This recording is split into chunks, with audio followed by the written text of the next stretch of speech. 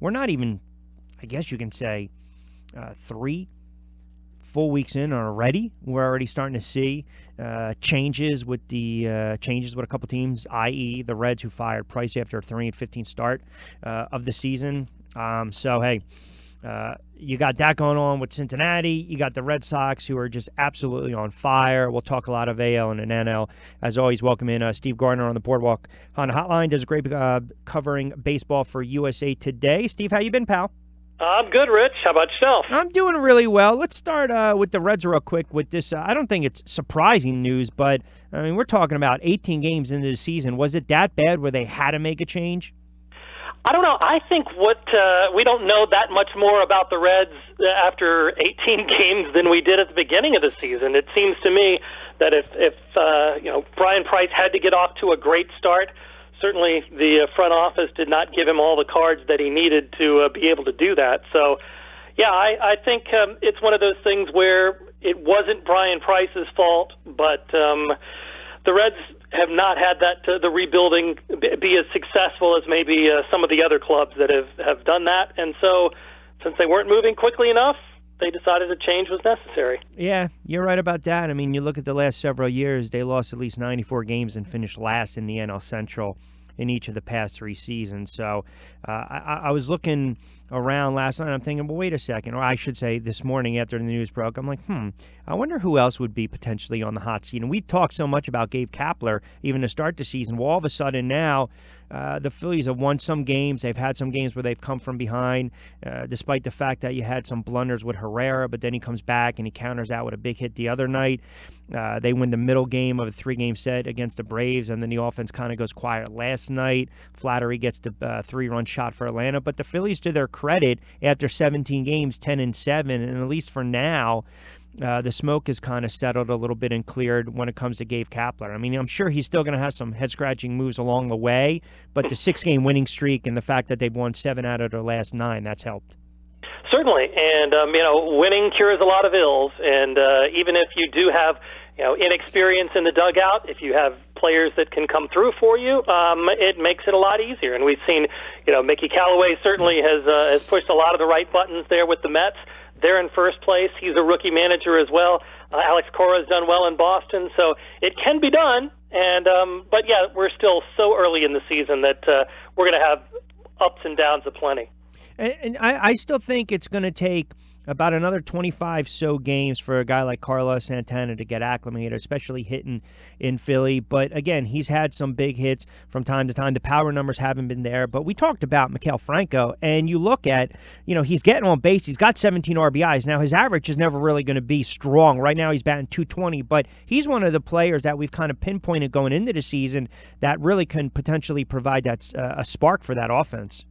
Yeah, I think so. I mean, he still had, 25, 24 home runs the last 2 seasons, over 75 RBIs. That's producing, even if he's not doing it, on the batting average side. But yeah, he's got power in that lineup, and I think, it gives them another bat that you have to worry about. And maybe Rich, with Scott Kingery coming in and spelling Franco, every so often, maybe that helps keep him fresher, more locked in, and ready to go when he is in the lineup. Yeah, and he had a great series against Miami, had a couple hits against Cincinnati. He's cooled off a little bit, but you're right. I mean, at least, you want the consistency, right? I mean, it's the same thing with Herrera.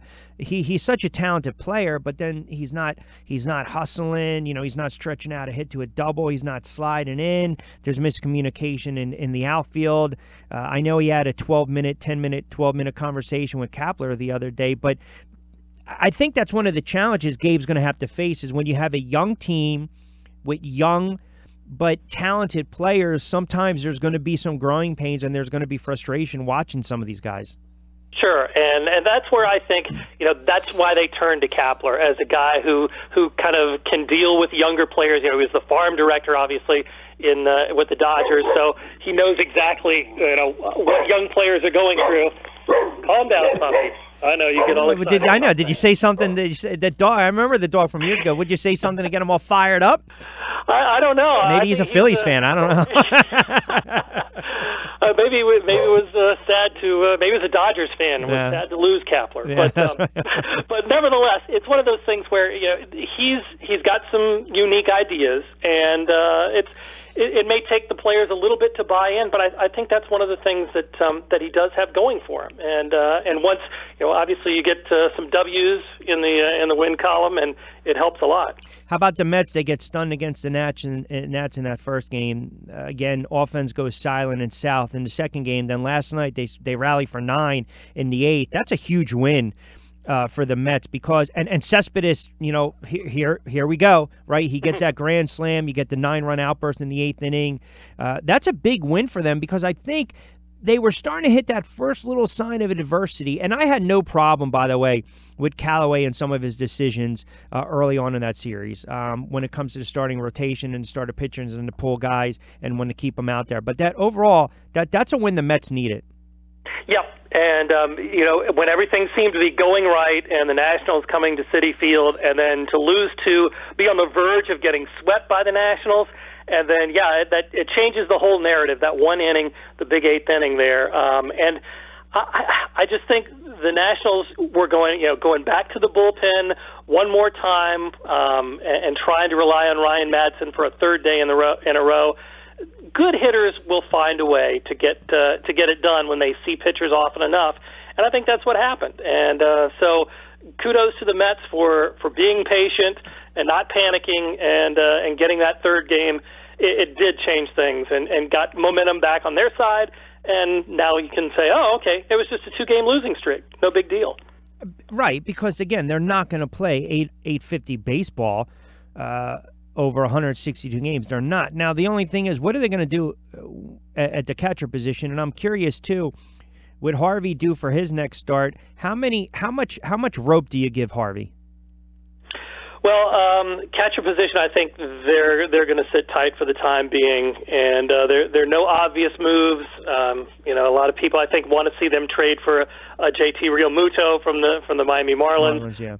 I don't think that's going to get done. He just came back off the disabled list. But in terms of Harvey, I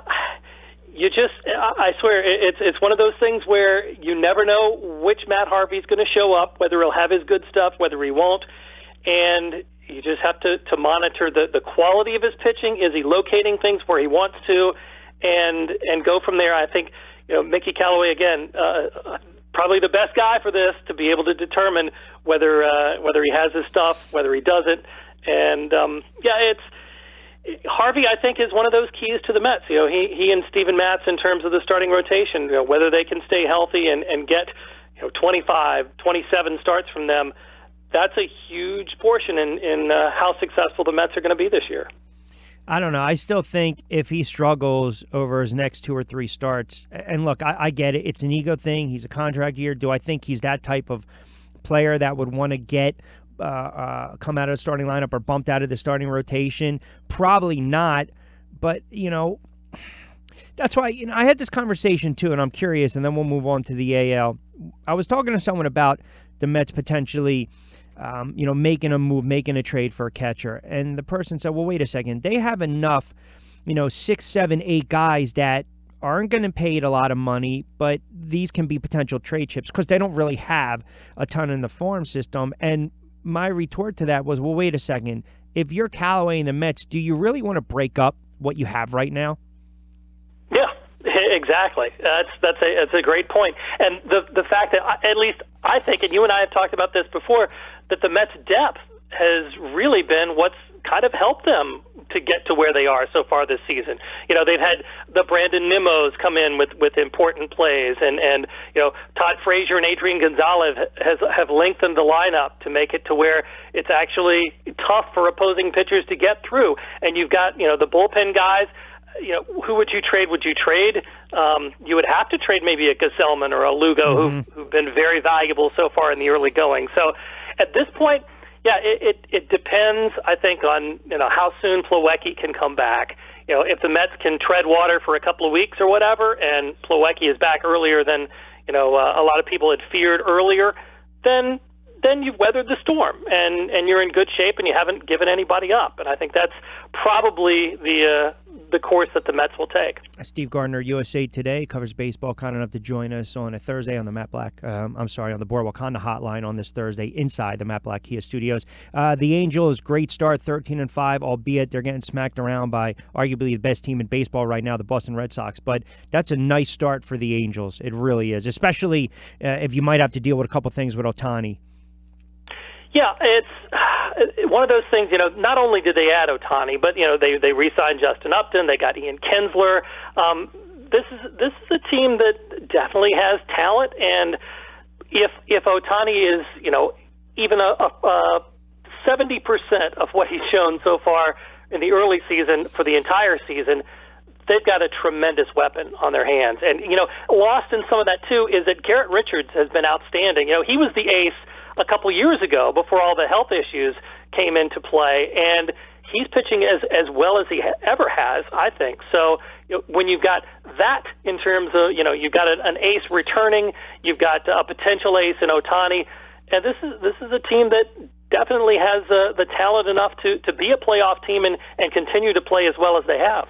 Listen, you mentioned Upton. You still got Trout, who's had a nice start to the season. Simmons starting to smack around the ball. Let's not forget about, by the way, Albert Pujols, who actually, again, he's just swinging away. So you're right.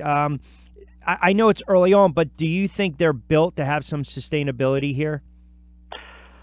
I don't know that they'll be able to outlast Houston. Houston, we know how good they are and how good they can be.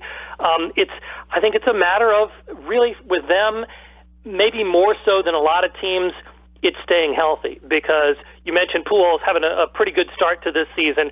He's got to be healthy. Kinsler is older. Zach Cozart is on the other side of 30. Upton, those guys need to be in the lineup because they don't have a whole lot of depth behind those guys with a whole lot of experience. So that's where I think the biggest concern for the Angels is just being able to have those guys play a full season so that they don't have to dip into their reserves and their farm system, because that is certainly not playoff caliber. Before I let you get out of here, you look at the Red Sox. We know they're pretty good. They're 15-2. They clobbered the Angels the other night, 9-0. They're doing it without Pedroia. I know they got a couple of other players on the DL. Martinez is starting to heat up a little bit. Are they just scratching the surface here? Are we looking at one of those potential 115, 120 win seasons? Maybe not that much. The thing is you look at the Red Sox, and you mentioned Pedroia is not there. Xander Bogaerts was having a tremendous season when he got hurt. Yep. And still, they've weathered those storms. David Price had a one-inning start where it was too cold and he couldn't feel his fingers. Move past that. Rick Porcello, won again last night. 4-0, yeah. In Cy Young type form, back to that. So when you add him to the mix with Sale and David Price, Craig Kimbrell, still best closer in the game right now, and Hanley Ramirez is having a ridiculously good season so far. You look at all that talent, and it's hard to find a weak spot on the Red Sox. It really does. And I know the Yankees are very good and very talented. Both of them will probably make the playoffs, but this does have, at least at this point, a special look to this Red Sox team. Who's right now, besides Boston and the Mets, who have you been impressed with two plus weeks into the season? Obviously the Angels. I didn't think they'd get off to that good of a start, so they have to be in consideration. Otherwise, I think the Blue Jays, really, that's a team that nobody's talking about, and they're playing 700 ball. Yeah. That's pretty impressive, especially there in the American League East, with to put up a 12-5 record, and they've almost been as hot as the Red Sox lately. So that's, I think, of the surprise teams so far that don't get a lot of credit. And certainly the Braves and Phillies deserve some for their winning records as well. But Toronto, I think, has been the underrated surprise so far this season. All right, we're only 2+ weeks in. A lot of baseball, a lot of stuff to get into going forward. Steve, always appreciate it, pal. Enjoy the games. Have a great weekend. We will talk next week. Good stuff as always. Thanks, Rich. Sounds good. You got it, Steve. Steve Gardner appearing on the Boardwalk Hunt Hotline.